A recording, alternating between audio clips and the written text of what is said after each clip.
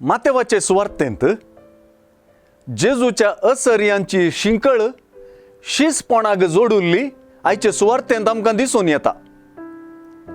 जेजून मोनो देवसार लागल्ल्याक गूण केल्लें अचर्ये जेजू उदेशी दोन प्रतिक्रियांक कारण जाता. लोक सगळो विजमीत जावन इस्रायलांत असलें केन्नाय पळोवंक मेळिल्लें ना म्हणालो तर फारिजेव देवसाराच्या मुखेल्याच्या बळान तो देवसार दौंडायता म्हणाले. अशें जेजूक स्विकाराची प्रतिक्रिया मेळ्ळी आनी जेजूची अचर्या जेजूक विरोधपणाक कारण जाली. अशें ताच्या अचर्यांनी ताच्या कश्टा मरणाची सावळी दिसली.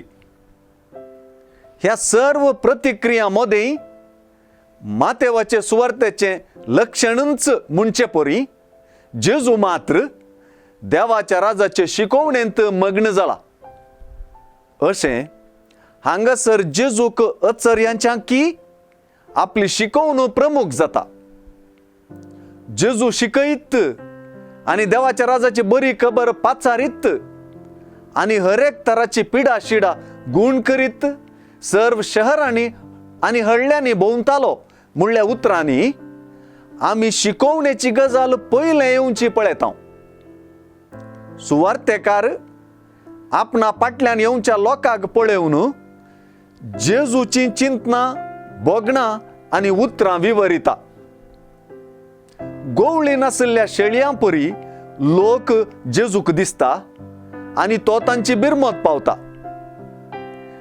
देवाच्या राजाची शिकवण दिवच्याक आनी आपलेंच मिसांव करच्याक ताका वावरडी उणें पडटात म्हणी बोगता.